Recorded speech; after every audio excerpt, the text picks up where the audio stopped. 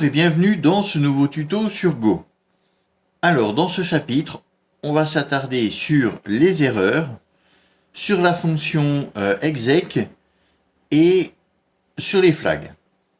Alors allons-y. Alors je vais faire, comme d'habitude, le package main. Ici, on va faire notre fonction main. Voilà. Donc jusqu'à présent, on a vu que les fonctions pouvaient renvoyer donc des résultats, des retours de fonctions et aussi des erreurs. C'est assez souvent qu'on récupère deux valeurs, la valeur de retour de la fonction et une erreur qu'on traite ou qu'on bypass. Donc par contre, comment fonctionnent ces erreurs? Si je crée mes propres fonctions, comment je peux intégrer ces erreurs dedans? Alors avant de voir comment créer une erreur, on va voir deux fonctions. On va voir la fonction panic et la fonction recover. Alors pour ceci, pour que ce soit plus simple au niveau de la structure, je vais créer une autre fonction qu'on va appeler test_error. Voilà, donc cette fonction, elle prendra absolument aucun argument. Et puis, cette fonction, tout ce qu'elle va faire, c'est appeler la fonction panic. Alors, on voit que panic est une fonction qui prend en argument une interface. Donc, en fait, c'est comme un FMT println, ça prend une interface. Donc, en gros, ça prend un petit peu n'importe quoi, enfin tout ce qui s'imprime en fait, tout ce qui s'affiche à l'écran. Donc ici, on va mettre juste une chaîne de caractères, hop, erreur. Voilà, c'est pas plus difficile que ça. Donc ici, je vais appeler ma fonction test_error. Et ici, on va faire fmt println. Hop, suite de programme. Voilà. Donc allons-y. Qu'est-ce que va nous donner ce code? Hop, go run main go. C'est parti. Donc voilà, il me sort panic de point erreur. Donc erreur, c'est le message que je lui ai donné. Et après, il plante le programme. Donc en fait, panic, ça sert à ça. Tout simplement, ça sert à forcer l'arrêt du programme.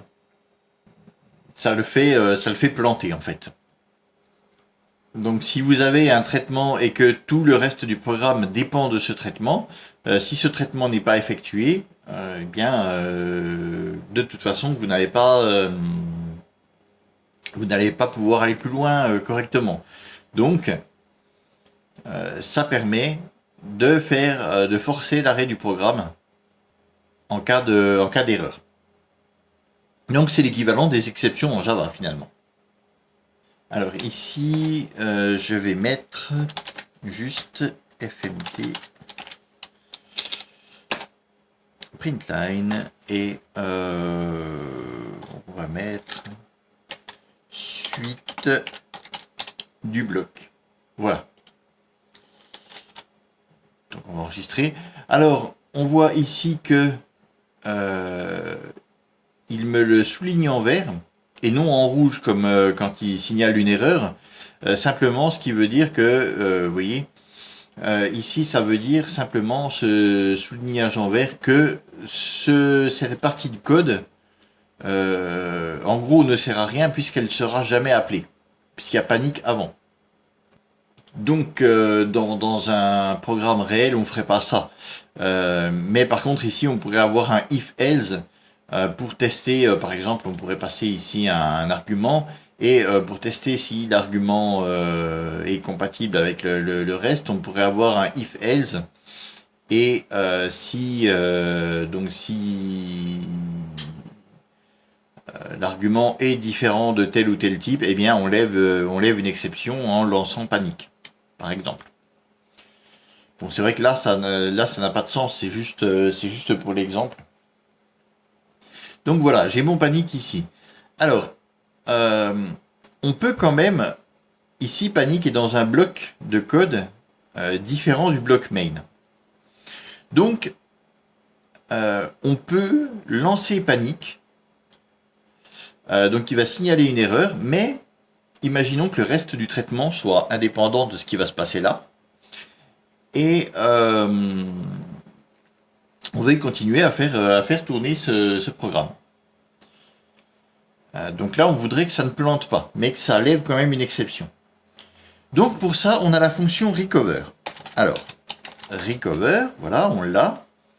Donc celle-ci, on voit qu'elle renvoie quelque chose, mais de toute façon, on n'utilise pas là, on ne va pas utiliser le retour. Donc voilà. Alors on serait tenté de faire comme ça dans un premier temps, mais ça n'aurait pas de sens puisque on a panique ici. Donc là, fatalement, on va faire planter le programme. Donc le recover, il n'ira pas jusque là, puisque on y va ligne par ligne. Donc pour ça, on a le defer. Donc là, mon programme sait qu'il y aura un recover. Donc si derrière, il voit qu'il y a, il voit qu'on appelle panique, eh bien, il sait qu'il y aura un recover derrière. Donc il ne fait pas planter le programme. Donc allons-y. Hop. Ben là, le programme, il plante quand même. Alors pourquoi? Eh bien, recover s'utilise d'une manière un petit peu bizarre. En fait, il ne doit s'utiliser, il ne fonctionne que s'il est dans une fonction. Alors c'est quand même bizarre, mais c'est comme ça. Donc ici, on va faire une fonction anonyme. Voilà. Juste, je vais la lancer. Voilà. En appelant les parenthèses. Et maintenant, je vais glisser recover dans cette fonction anonyme. Donc en fait, je fais un defer. Donc je vais différer la fonction à la fin de ce bloc. On est bien d'accord, ce ne sera pas à la fin de main, ce sera à la fin de ce bloc-là. Donc à la fin de ce bloc-là, on va appeler la fonction qui dedans appelle la fonction recover.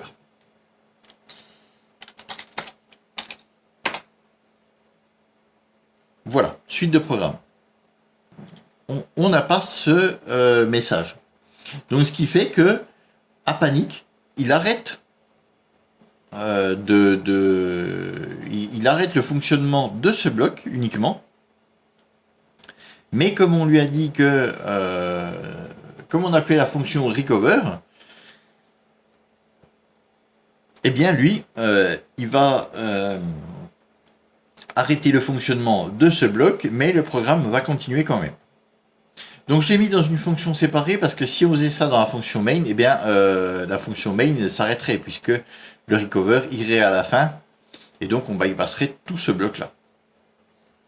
Donc voilà pour le fonctionnement de panique et recover. C'est quelque chose qu'on utilise dans la gestion des erreurs. Bien souvent recover, enfin bon, faut savoir qu'il existe, on l'utilise assez peu. Bien souvent, quand on veut lever une exception et qu'on met panique, c'est qu'on a envie de faire planter le programme. Mais voilà, ça existe. Et donc, eh bien, pour que recover fonctionne, il faut qu'il soit inclus dans une fonction. Alors, donc voilà pour ce qui est des paniques et recover. Donc, non, mais ça, je vais carrément l'enlever. Hop. Et je vais enlever ceci. Oui, donc je vais garder FMT parce que ça, on va sûrement le garder. Et alors, on va se refaire une fonction. À la limite, j'aurais pu garder test error. Ouais, on va l'appeler pareil. Alors, ce coup-ci, on va prendre un argument qui va être de type string. Par contre, on va renvoyer un booléen et une erreur. Donc on voit que l'erreur, c'est une interface. Comme c'est une interface, dès l'instant où le type qu'on va lui passer contient certaines méthodes, il sera considéré comme un type erreur. Puisque l'interface, je le rappelle, c'est simplement l'ensemble des types qui partagent une ou plusieurs mêmes méthodes. Donc ici, ce qu'on va faire dans notre petit truc là, on va faire if donc argument est égal à, bon, on va mettre le mot test, hein, j'ai aucune idée de ce qu'on pourrait faire concrètement, donc on va faire comme ça. Voilà, donc là on va faire un return. On va retourner quoi? On va retourner, donc si c'est égal à test, on va retourner true et on va retourner nul. L'erreur peut être nulle, donc ici il n'y aura pas d'erreur, puisque vous vous rappelez, dans le traitement on fait if erreur différent de nul, et là on traite l'erreur. Donc c'est que si on se demande si l'erreur est différente de nul, c'est qu'elle peut être nulle. Et sinon, donc si ce test-là est faux, on fait un return de false. Et par contre ici, alors on va utiliser un package spécial qui s'appelle errors. Alors moi j'en ai plusieurs ici parce que j'ai installé, là on voit j'ai installé GoLevelDB. Donc en fait c'est celui-ci. C'est errors tout court. Voilà. Sinon, on peut l'importer à la main. Hein. Là, je fais la feignasse, mais on peut l'importer à la main. Donc, dans Errors, de toute façon, vous n'avez pas le choix. Il n'y a qu'une seule méthode qui s'appelle new et qui renvoie un objet de type error. Donc, allons-y. Hop. Alors, qu'est-ce qu'on passe à new? Eh bien, une string. Donc, ça va être ni plus ni moins qu'un message d'erreur. Alors, error new, et on va appeler ça erreur. Alors, normalement, il n'aime pas parce qu'il n'aime pas parce qu'il y a des capitales et des signes de ponctuation. Normalement, ça ne se fait pas. Mais ça ne posera pas de problème particulier. Simplement, voilà. Là, ça ne devrait pas être... il ne devrait pas y avoir de capital et de ponctuation ou de nouvelles lignes. Voilà, c'est tout. Mais vous voyez que c'est souligné en vert. Donc, c'est pas une erreur proprement dit. Ça attire juste l'attention sur le fait que ça ne respecte pas de bonnes pratiques. Ou comme tout à l'heure, c'est un bout de code qui servait à rien puisqu'il ne serait jamais appelé.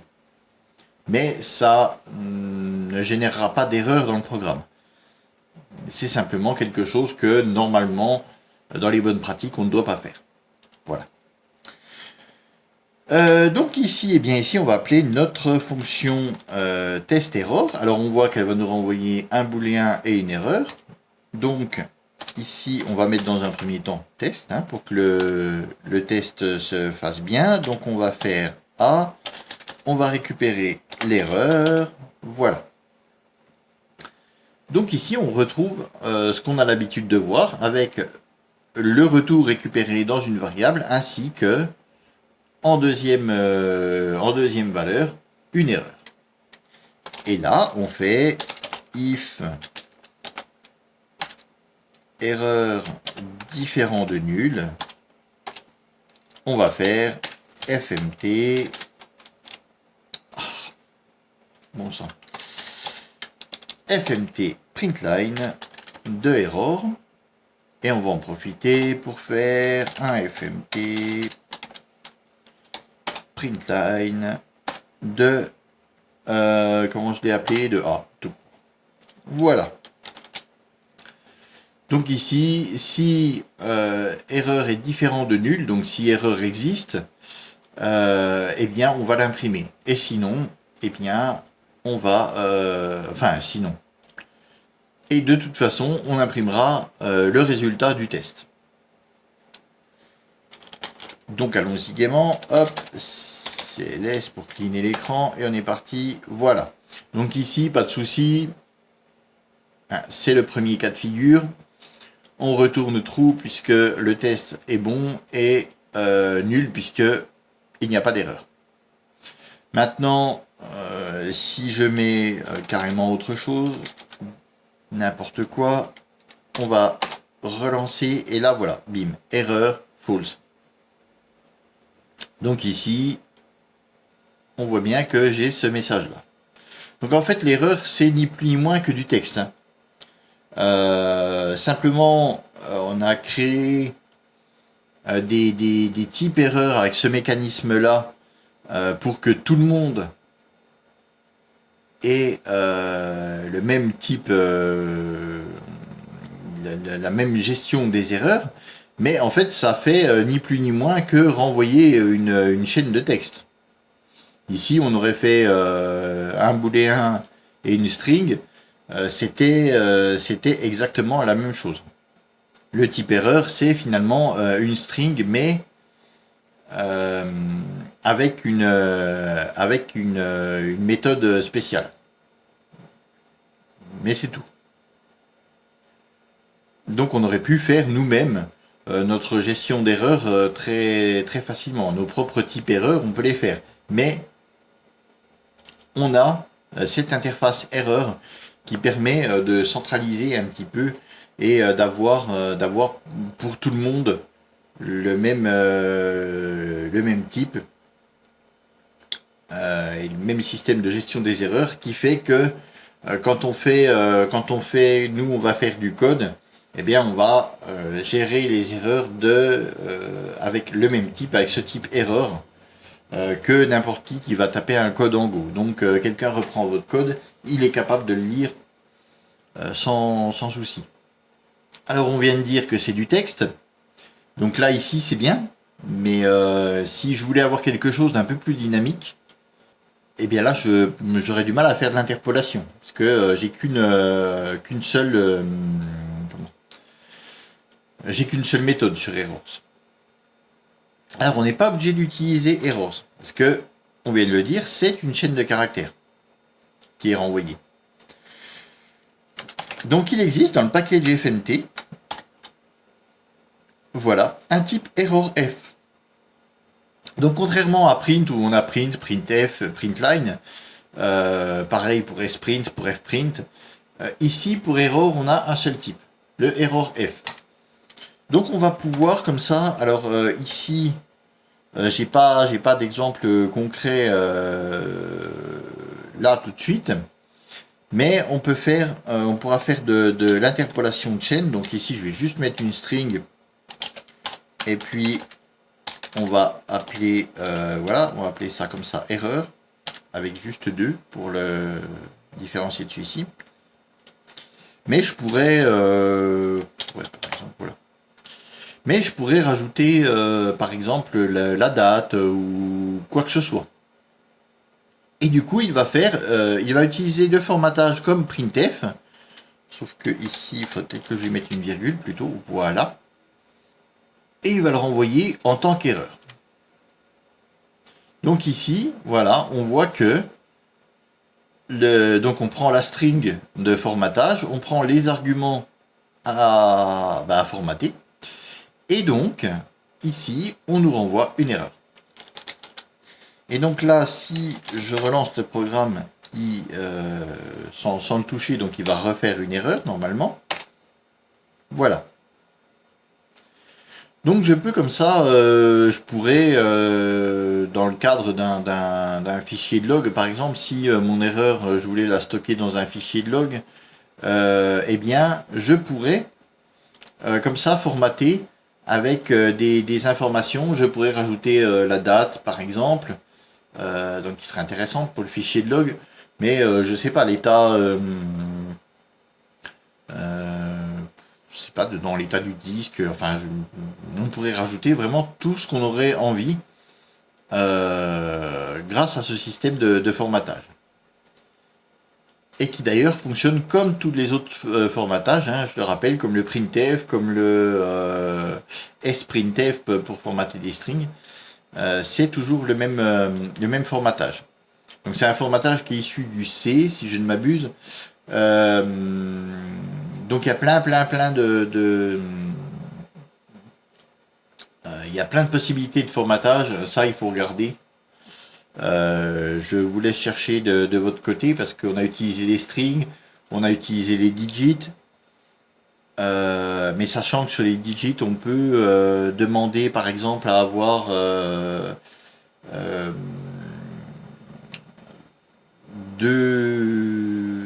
des zéros avant. C'est-à-dire que vous pouvez coder sur trois chiffres et le 1 ce sera en fait 0, 0, 1. Donc ça on peut le faire directement ici. Donc il y a tout un tas d'options de formatage, c'est super utile. On peut trouver ça dans tout ce qui utilise plus ou moins une commande printf. Par exemple en Python, on peut aussi faire du formatage comme ça. Et oui, c'est un système qui est hérité du C en fait.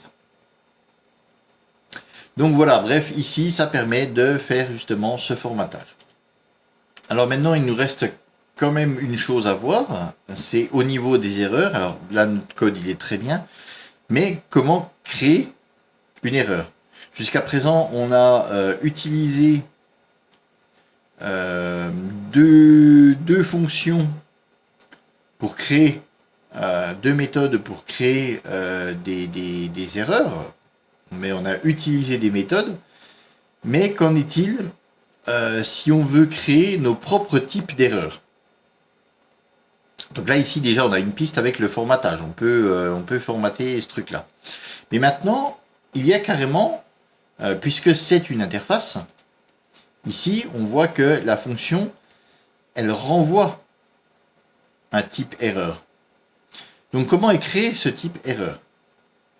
Est-ce qu'on ne peut pas directement faire notre type erreur? Alors, pour faire ça, on va créer un nouveau type, donc on va faire une struct. Alors ici on va appeler ça mon erreur, qui va être une struct.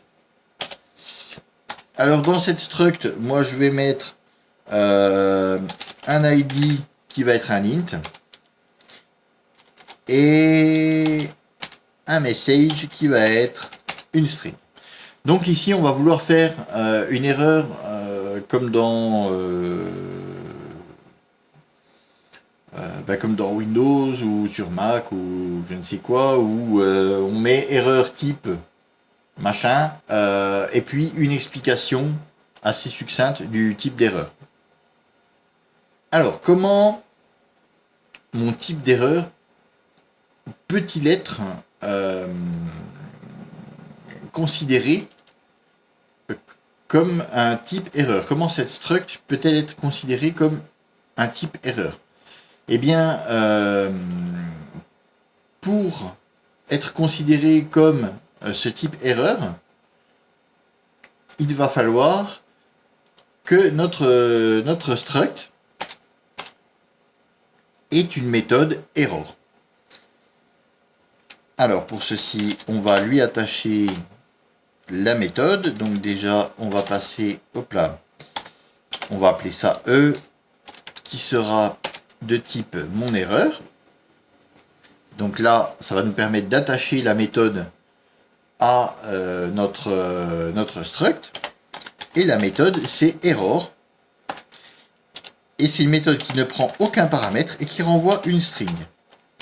Donc comme on l'a vu, hein, ici, on fait ni plus ni moins que formater une string. Donc en fait, ici notre méthode error, alors je ne sais pas ce qu'on va lui faire faire, hein, un truc tout bête. On va faire return donc fmts printf pour formater une string. Et ici, je vais mettre donc erreur type, et puis là on va mettre l'ID, donc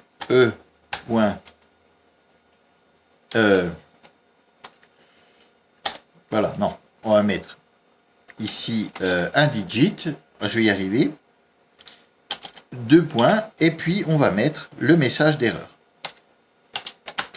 Hop, voilà. Petit peu de mal moi ce matin. Alors je vais lui passer en paramètre l'ID. Hein, donc ça correspond à la struct. Donc, comme E, c'est la struct mon erreur. Donc je vais aller chercher l'ID de E. Et puis, le message. Voilà. Donc maintenant, j'ai créé un nouveau type d'erreur. Donc maintenant, il est compatible avec mon interface error. Donc je peux enlever tout ça. Et tout simplement, je vais créer... Alors, j'aurais pu le créer ici, le mettre dans une variable. Mais là, on va simplement le mettre ici. On n'a pas besoin... on va le faire de manière anonyme. En fait, on va pas le stocker dans une variable. Ça ne nous servira à rien. Donc, mon erreur. Alors, mon erreur, il va falloir que je lui passe un ID. Donc, on va dire c'est erreur type 1, par exemple. Et le message, ça va être juste pour le test. Hop, hop là. Voilà. Et c'est tout ce qu'on a à faire. Pas besoin d'appeler quoi que ce soit. Donc en fait, comme mon type erreur correspond à l'interface error, c'est qu'il a une méthode error, donc elle va être appelée automatiquement. Alors, on est parti. On va faire CS. Et voilà. Erreur type 1, juste pour le test. Donc ici, ça me permettrait de faire, à partir voilà, je pourrais créer mon type erreur, comme ici, erreur type machin. Et puis, après, je pourrais en créer plusieurs. S'il y a une erreur, on pourrait après affiner en mettant, voilà, si le test ne passe pas, faire peut-être un autre test pour savoir si c'est une string ou si c'est un int par exemple, et puis on pourrait créer une nouvelle erreur type 2 ne correspond pas, n'est pas du bon type, ou enfin voilà. Donc on peut gérer comme ça ses propres messages d'erreur. Alors après on peut faire plein d'autres choses, hein. On peut y rajouter, comme je vous ai dit tout à l'heure, on pourrait y rajouter la date et l'heure. Après, c'est tout ce qu'on peut mettre dans une struct, on peut le mettre dedans. L'important, c'est que pour que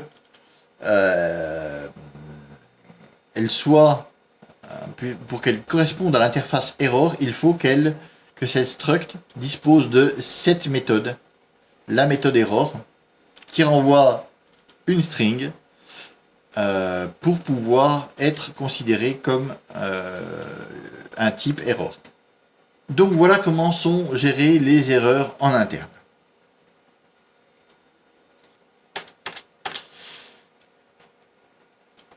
Alors, on va virer tout ça. Hop. Ouais, on va repartir sur un truc complètement clean. Voilà. Alors, maintenant, on va voir carrément autre chose. Donc un des avantages de Go, c'est qu'il est très léger, et donc il peut être utilisé dans le cadre d'architecture en microservices, et surtout on met en avant le fait que du fait qu'il est très léger, il démarre rapidement et il s'arrête rapidement. Donc en fait on n'est pas obligé pour certains traitements plutôt que d'avoir un service qui tourne constamment. On peut imaginer avoir un service qu'on lance et qu'on arrête au fur et à mesure des besoins. Donc par exemple, mon serveur, j'ai un serveur web classique qui reçoit des informations. On prend ces informations, on ouvre le service qui correspond, on fait traiter les informations, on récupère et on ferme le service. Plutôt que d'avoir un service qui tourne constamment et qui attend d'être utilisé et qui bouffe de la ressource pour rien, parce qu'il est juste en attente. Alors c'est quelque chose qui est possible avec Go. A priori, ça avait été conçu pour ça. Ça avait été conçu dans ce cadre-là d'utilisation. Maintenant, il faut savoir aussi comment piloter ces microservices. Donc les microservices vont être, donc ici sur Windows, ça va être du Go qu'on va compiler.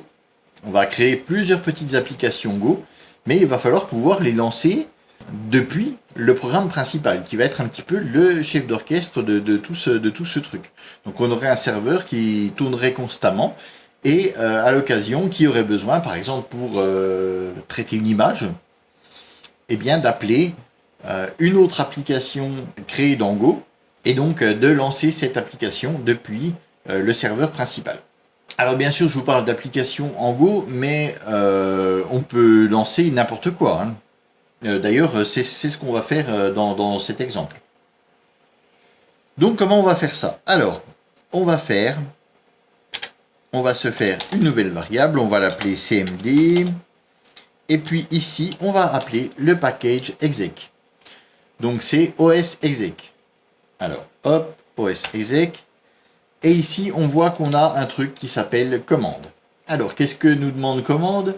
Commande nous demande un nom et des arguments. Alors, on voit qu'il y a 3 petits points, donc c'est que c'est une fonction variadique.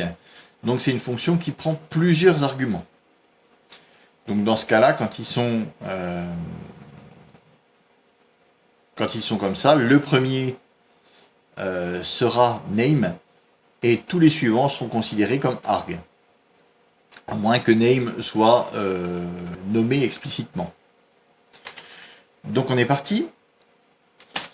Alors qu'est-ce que c'est name? Ben, en fait ce name c'est le nom du, j'allais dire c'est le name, c'est le nom du programme. Voilà, et il y aura des arguments. Donc tous sous forme de string de toute façon. Donc ici qu'est-ce qu'on va faire? Alors ici on va faire Explorer.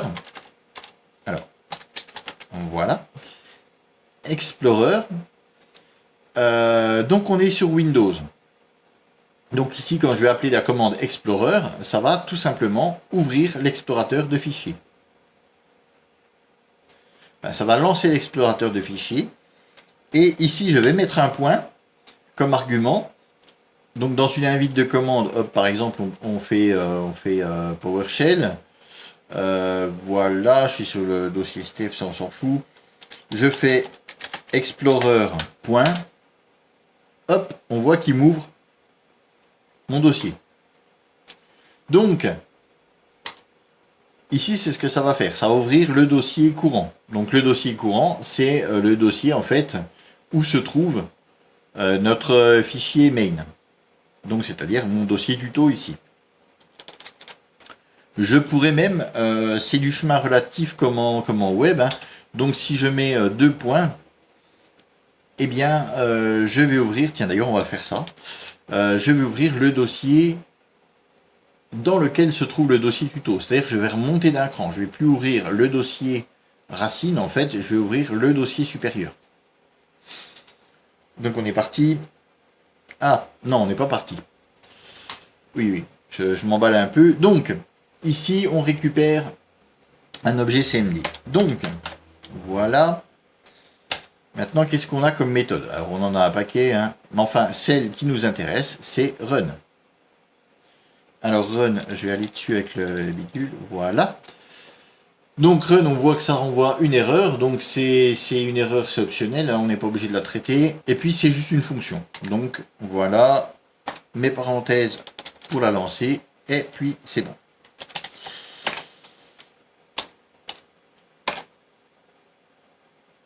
Voilà, alors, ouais, j'ai un souci, je ne sais pas trop pourquoi. La fenêtre s'ouvre pas, elle reste dans le... Enfin, elle s'ouvre pas directement à l'écran, là, elle reste dans ma barre de tâches. Mais on voit que c'est quand même ouvert. Mais par contre, il est fermé dans la barre de tâches. Pourquoi? Enfin, il est réduit dans la barre de tâches. Ça, j'en sais rien. Je ne sais pas comment ça se fait. Mais on voit bien que je suis dans mon dossier Go où j'ai tout un tas de merdier. Et j'ai mon dossier tuto dans lequel j'ai bien mon petit fichier mail. Donc on est d'accord, ça fonctionne. Si ce n'est que là, ça s'est pas ouvert.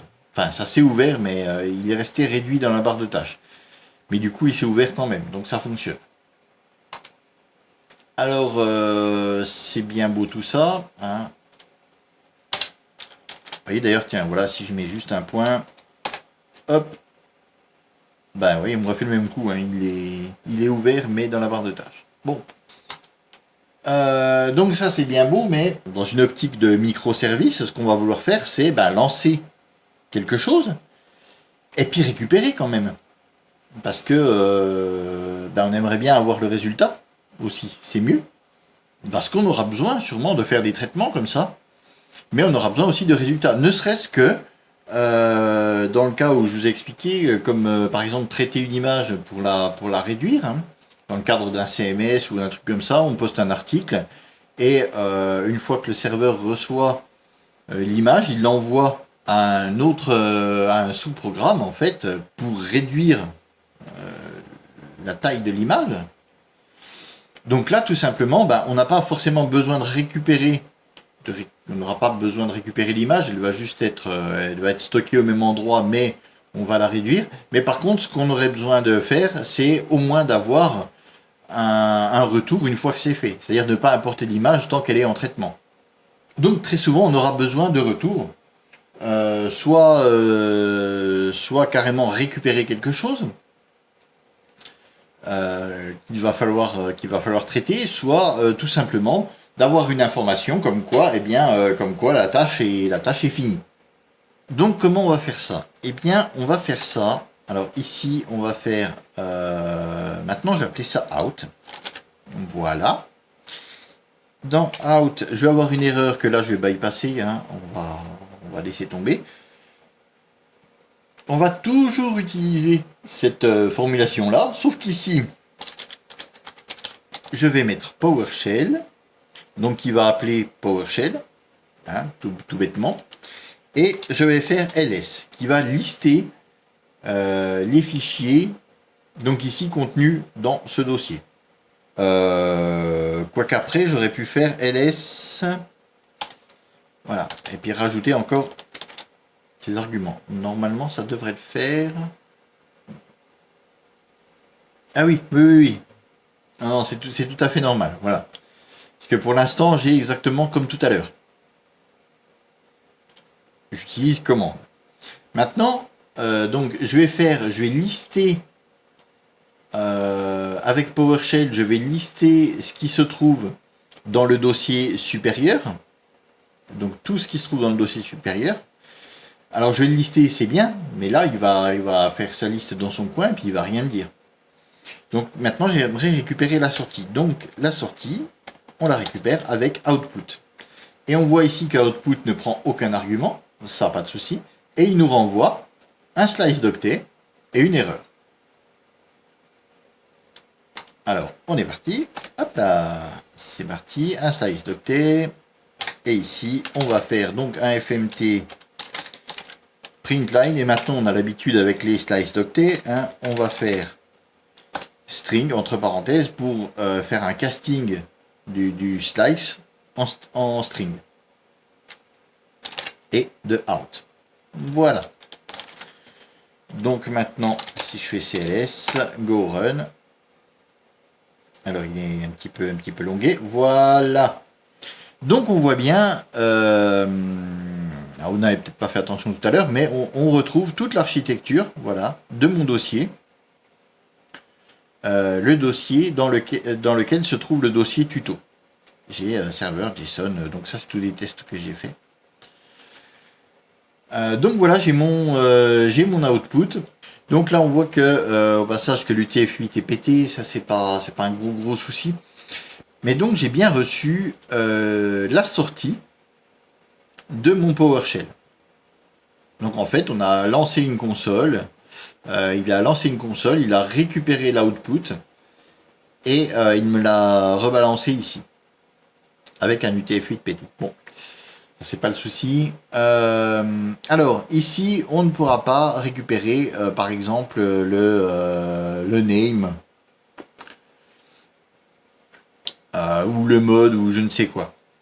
Enfin, on pourrait, mais il va falloir utiliser des regex, parce que c'est du texte brut. C'est pas du JSON, c'est aucun système comme ça de mise en forme de stockage de données.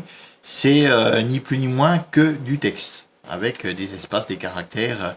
Donc là, à moins d'utiliser des regex, on ne pourra pas directement récupérer comme si c'était faire un non-Marshall, comme si c'était du JSON, du XML ou même du CSV. Donc voilà, on peut récupérer la sortie depuis une commande qu'on aurait lancée. Alors bien sûr, les commandes, vous l'aurez compris ici, PowerShell, si vous êtes sur Mac ou sur Linux, ben, ça n'aura aucun effet, si ce n'est vous balancer une erreur, puisque PowerShell, si je ne m'abuse, n'existe pas sur les autres plateformes. Pareil, si vous utilisez plutôt l'invite de commande, ici ce sera dir et non plus ls.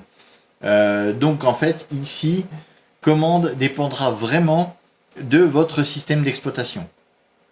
Il dépendra uniquement de ce que vous allez, de l'application que vous allez vouloir lancer, et donc de votre système d'exploitation.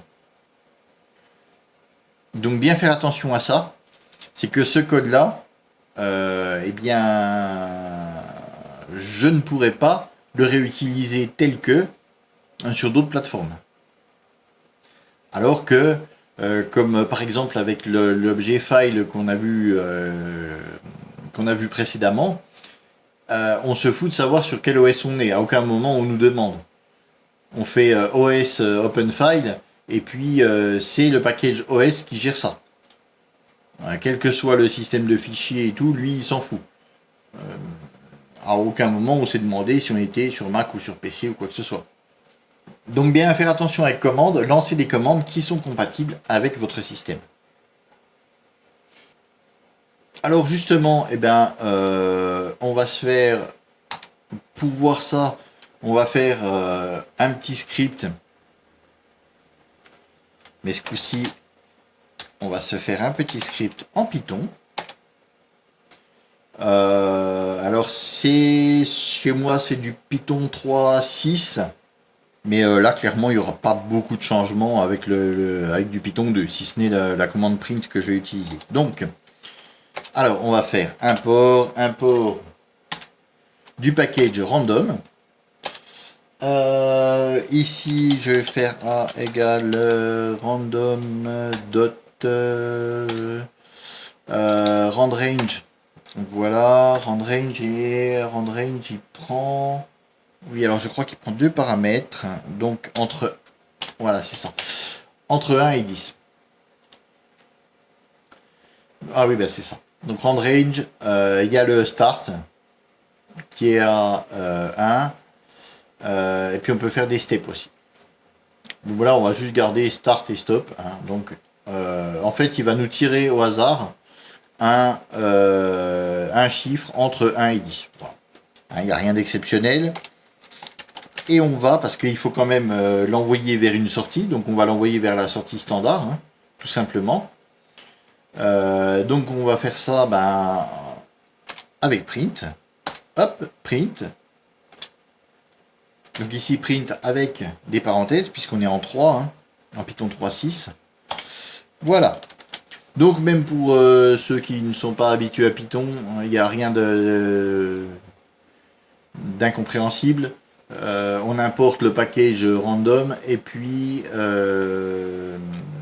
dans ma variable A, je vais utiliser la méthode randRange de random qui va me permettre de choisir un nombre situé entre 1 et 10. Et donc après, je l'imprime. Hop, d'ailleurs, voilà, on va faire CLS. Donc maintenant, si je fais Python test PI, hop, voilà. Donc à chaque fois, il m'en donne un différent. Donc je vais revenir sur mon fichier main. Donc maintenant, qu'est-ce que je vais faire? Eh bien, je vais faire Python je vais enlever le second argument. Et puis ici, je vais mettre Python de test.py. Ouais, dans un premier temps, je vais le laisser comme ça. Je vais faire CLS. Voilà. Donc on voit que ici, j'ai lancé mon programme Go. Donc qu'est-ce qu'il a fait? Eh bien, il a lancé la commande Python sur le script Python. Il a récupéré l'output. Et puis, eh bien, il me l'a sorti. Alors là, sous forme de texte. Hein. Maintenant, par contre, si je le veux sous la forme d'un entier, alors là, ça va commencer à se compliquer. Donc, je vais pas pouvoir reprendre le slice d'octet et le transformer en int. Donc il y a plusieurs méthodes, mais je vais prendre la plus simple. On va prendre non.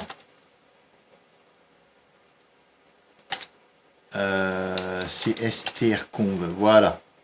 Donc en fait, on va utiliser le paquet strconv. Dedans, on a une fonction qui s'appelle a to i.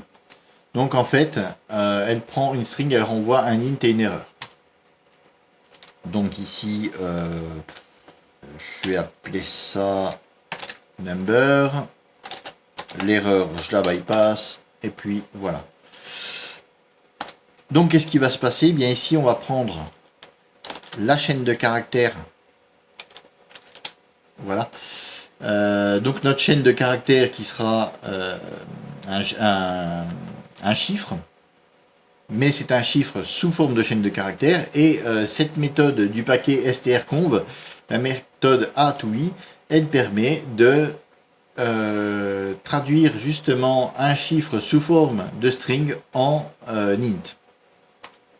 Alors, hop, et ici, je vais faire NBR x 2 par exemple.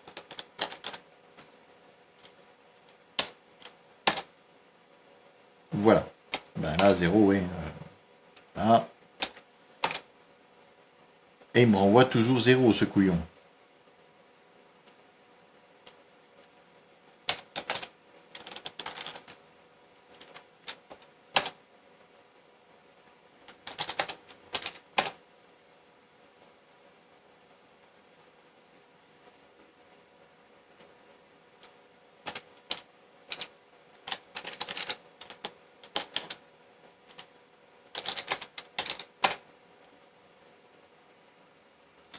J'ai 2 et... Ah ben oui.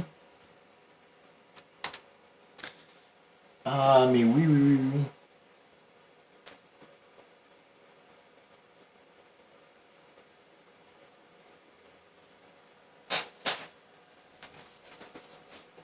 Oui, alors comme on peut le voir ici, voilà, encore une...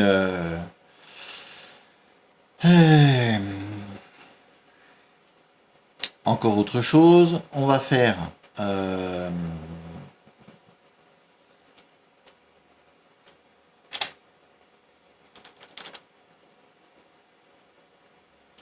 Donc voilà ici, si je fais ça, ben, donc j'ai bien 9 en sortie. Mais par contre, une fois que je le convertis, je me retrouve avec 0. Et j'ai pas fait ma gestion d'erreur, donc ouais, voilà, c'est ça qui coince. Donc ici, tout simplement, c'est parce qu'il doit y avoir des espaces ou des retours lignes ou des choses comme ça. Donc en fait, il faut que je traite cette string. Alors, je vais appeler ça out2, tant pis. Ce sera un peu plus confus, mais on va faire ça comme ça. Donc ce coup-ci, c'est dans le package strings. Et là, on va aller chercher la fonction trim.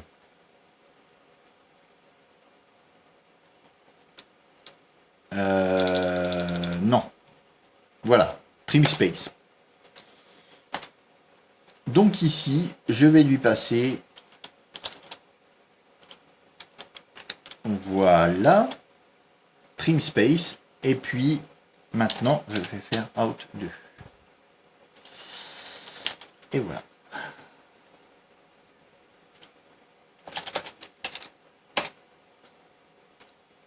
Bon, ben là, ça marche. Maintenant, je fais un x10. Voilà, 8 et 80. Donc, en fait, tout simplement, c'est parce que ici, si je fais string out, dans out, il y a sûrement des espaces ou des retours lignes ou des choses comme ça. Donc, en fait, il faut que je supprime tout ça. Donc, ici, je le supprime avec la méthode trimSpace du package string. Et donc, ensuite, une fois qu'on a tout, en fait, ça a cleané le truc, ça a enlevé donc tous les espaces et compagnie. Et donc, je me retrouve uniquement avec ici mon chiffre. Et donc après, quand je fais la conversion, bien, il me le transforme bien en int. Donc je vois ici la sortie c'est 8 et ici, si je fais 8 par 10, ça fait bien 80.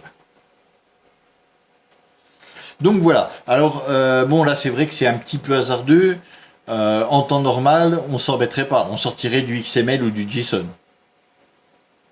Donc là, là, on serait beaucoup moins embêté. Là, c'est vrai qu'on a fait de la bricole. Voilà. Mais ce serait un vrai truc qui renvoie des vraies informations en production. Clairement, moi, je passerais par du JSON. C'est quand même plus pratique. Et surtout, ça permet d'être dans le cadre d'une architecture microservice, ça permet quand même de pouvoir faire évoluer son truc aussi. Le JSON étant compatible enfin, avec quasiment tous les langages, de toute façon, même si c'est pas d'origine, il y a toujours une librairie pour faire du JSON. Donc on peut après se permettre de faire de venir greffer là-dessus un service en Node ou en Python ou je ne sais quoi. Donc clairement, oui, je passerai par du JSON. Mais donc voilà, voilà grosso modo comment on peut lancer des applications, lancer des scripts et récupérer le résultat. Alors donc ça, hop, ça c'est vu. Pareil, l'import, je vais le virer. Et puis donc je vais virer mon script Python, j'en ai plus besoin. Voilà. Ouais, ça je vais le laisser, mais ça s'est fait avec Python. Donc là clairement j'en aurais plus besoin. Bon. On va le laisser, il ne nous dérange pas. Donc on va voir juste encore quelque chose, c'est comment gérer les flags. Alors, comment on va pouvoir, lors du lancement d'une application en Go, comment on va pouvoir lui passer des informations. Et donc pour ça, on va utiliser des flags. Alors, on va faire un flag tout simple. Alors ici, on va appeler ça F. On va appeler le package flag.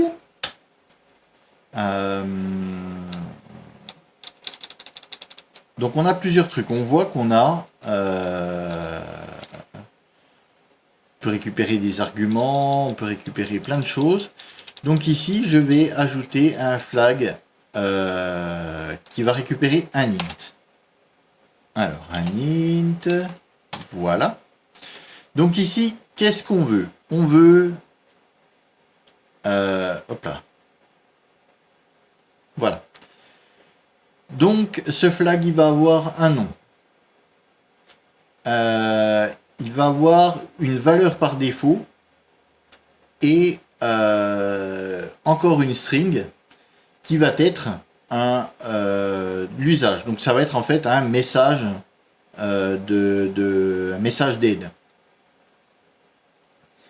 et il va nous renvoyer un pointeur sur un int. C'est normal puisque ça s'appelle flag int. Donc ici, on va appeler ce truc val, par exemple. En valeur, on va lui mettre 0. Et puis en message, c'est, on va appeler ça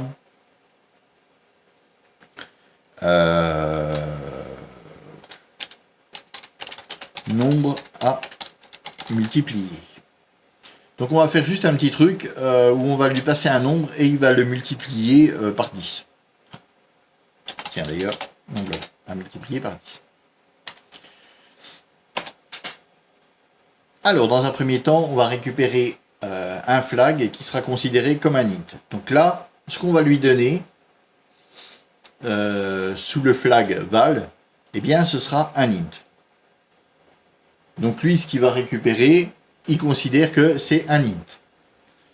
Donc c'est sûr, si on lui donne un caractère autre qu'un int, il veut faire la gueule. Mais voilà. Donc là, pas de conversion à faire, comme tout à l'heure avec l'output, tout ça. Non, on lui dit, c'est un int que tu vas récupérer sous le flag val. Donc ensuite, comment est-ce qu'on va faire? Eh bien, tout simplement, on va appeler flag parse, qui va parser nos flags. Et bien après, ben on va le traiter, tout simplement. Donc, fmt, un petit printline. Et dans ce printline, on va lui mettre... bien, on avait dit qu'on le multiplierait par 10. Donc, on va mettre f fois 10. Alors, ben là, il me met une erreur. Pourquoi? Parce que on a bien vu qu'on recevait un pointeur sur un int. Donc, à ce moment-là, il faut que bien, je récupère la valeur du pointeur avec l'astérisque. Et donc là, voilà, si on met les espaces comme il faut, donc on va récupérer la valeur située à l'adresse, enfin située dans le pointeur f, et on va la multiplier par 10. Donc allons-y. Alors là, par contre, pour le coup, je vais faire un go build, ce sera plus facile. Alors, go build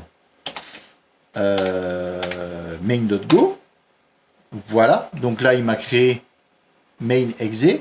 Donc maintenant, si je lance main et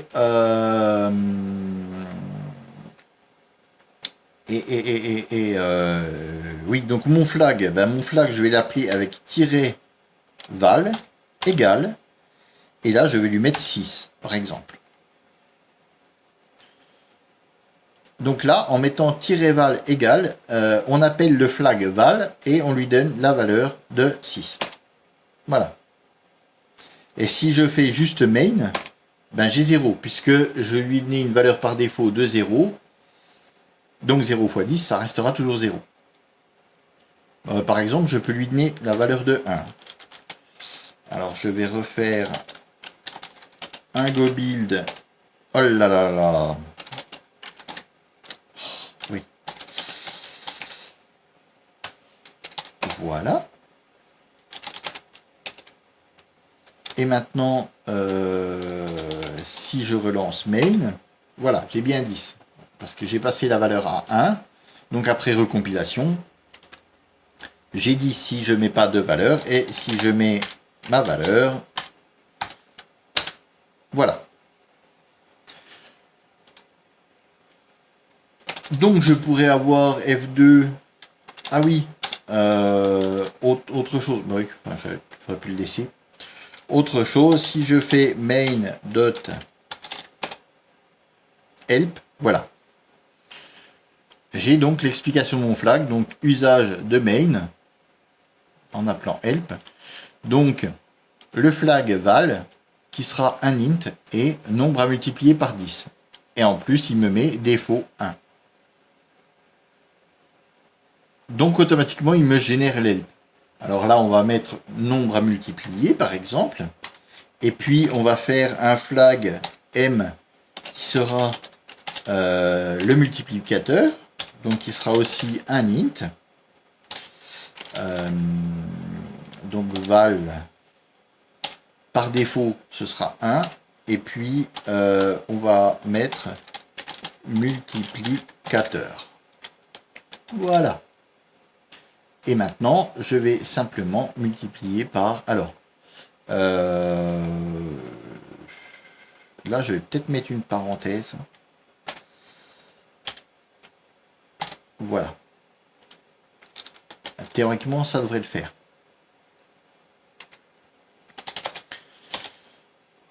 Donc, on peut faire un go run aussi, hein, go run main, et puis mettre les flags derrière, mais pour que ce soit plus clair, je préfère passer par un build. Voilà. Et donc maintenant, main, si je le lance,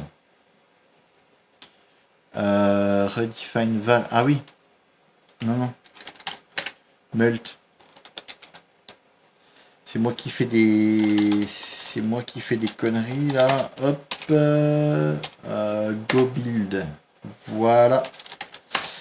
Donc, si je lance main, voilà, j'ai bien 1. Donc, 1 fois 1. Si je lance... comme tout à l'heure, main val égale 5. Donc, comme mon multiplicateur est à 1, théoriquement, ben, j'ai 5. Pareil si je fais pour mult, hein. Et si je fais main.val égale 5 et puis mult égale 8 par exemple, voilà, j'ai bien 40.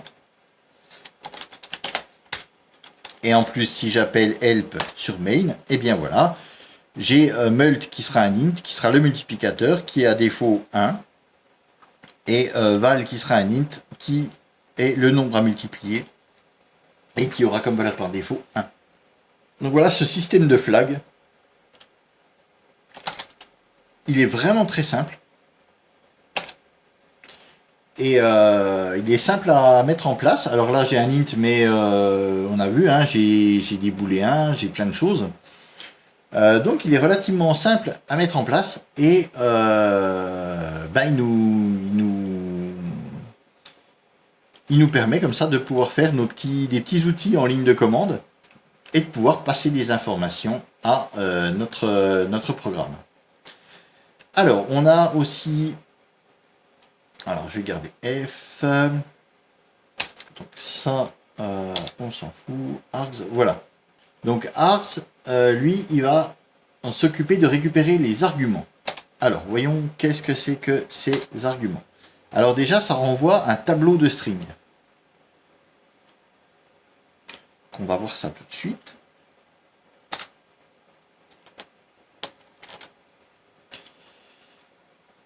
Voilà. Donc voilà, si je fais... alors, go build, voilà, on va builder ça, et maintenant je fais main, je vais appeler ça test, on s'en fout, et puis ici, comme ça. Je lance, ben, je me retrouve avec un tableau vide. J'ai bien un tableau de string, mais il est vide. Alors, le fonctionnement, une fois de plus, c'est un fonctionnement un peu bizarre dans Go. Je ne sais pas trop pourquoi, mais c'est comme ça. Donc tout à l'heure, on a récupéré un flag int, enfin 2 flags int. On a parsé. Et après, on a utilisé nos arguments.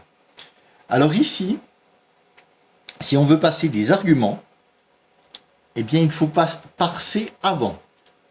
Alors, c'est un peu bizarre, je vous l'accorde, mais voilà, c'est comme ça que ça fonctionne. Il faut parser les arguments avant de les utiliser. Bon, ben, ok. Et maintenant, si je refais, donc je vais refaire un go build parce que sinon ça ne changera rien, puisque c'est compilé, voilà. Et maintenant, si je fais mon main exe et que je lui passe n'importe quoi et n'importe quoi. Donc je lui passe 2 chaînes de caractères. Hop, on voit bien que je récupère un tableau avec mes 2 chaînes de caractères dans l'ordre où je les ai mises. Donc après, je peux les récupérer. Je peux faire par exemple F1 pour avoir le deuxième argument. Donc ici, on pourrait par exemple, dans le cadre d'un petit, par exemple un petit downloader de fichiers, je pourrais faire download, enfin je sais pas comment je l'appellerais, et puis passer en argument, sous forme d'une chaîne, passer l'URL. Alors par contre, on ne pourra pas les mixer ensemble ici. Si je fais un flag avant, et puis que je parse, et puis je récupère aussi les arguments, il va se mélanger les pinceaux entre le flag et les arguments. Donc il existe une autre méthode pour parser aussi les arguments. Donc là, on va enlever flag, c'est os.args. Alors ce coup-ci, ce n'est pas une fonction. C'est simplement, alors je vais importer le paquet OS. Voilà. Et donc ici, je vais remettre juste ça. Donc on a juste à faire os.args. On fait, donc là je vais rebuilder, je vais recompiler en main, voilà. Et maintenant si je fais main, alors on va mettre test, on va mettre val égale 12 par exemple. Voilà. Donc ici, on voit que j'ai 3 choses. J'ai main, j'ai test et j'ai val égale 12. Donc en fait, si j'appelle args, si je récupère les arguments, le premier, l'argument 0, ça va être le nom de mon exé. Ça va être le nom du programme. Et après, on va retrouver mes 2 arguments que j'aurais passés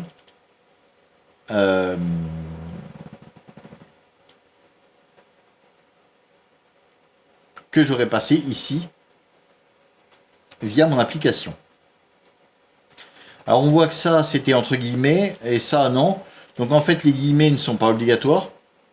Si je fais la même chose et que j'enlève les guillemets, hop là, j'aurai le même résultat.